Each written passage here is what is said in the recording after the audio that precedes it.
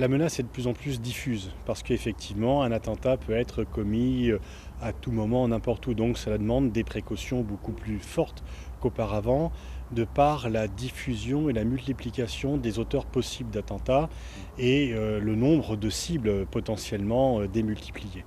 En même temps, je crois que les professionnels doivent agir de façon très forte, mais qu'il ne faut peut-être éviter d'affoler le public en parlant sans cesse des attentats et de la menace terroriste.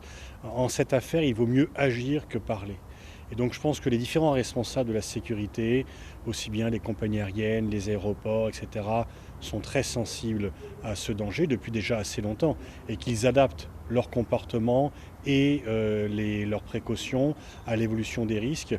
Mais je pense que les responsables politiques et les médias doivent faire preuve de retenue en n'évoquant pas sans cesse ce danger, parce que sinon on va plutôt prendre le risque de susciter de nouvelles vocations terroristes et d'apporter plus d'anxiété. Donc je pense qu'agir dans la discrétion, agir beaucoup, renforcer les mesures, c'est certainement ce qui est le plus important.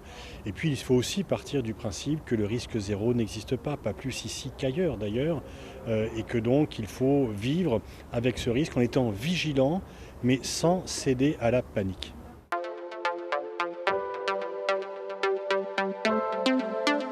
Je pense que l'un des plus grands leviers d'action, c'est la coopération entre les différents acteurs. Qu'ils échangent leurs informations et que ceux qui veulent commettre des attentats ne puissent pas se glisser dans les interstices de cela.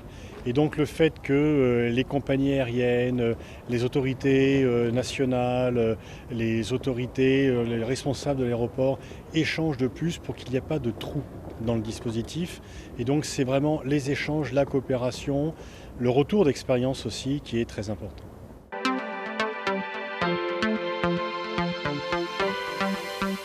Il y a à la fois de plus en plus l'évocation de ces menaces, mais quand on regarde les choses de façon froide et statistique, il y a moins de conflits qu'auparavant, il y a moins de morts dans les conflits qu'auparavant. Mais on en parle de plus en plus et on ne s'y habitue pas et c'est une bonne chose. Donc il faut que la mobilisation morale pour lutter contre les conflits débouche sur des pressions des opinions publiques, mais qu'on ne verse pas dans le sensationnalisme et dans la panique.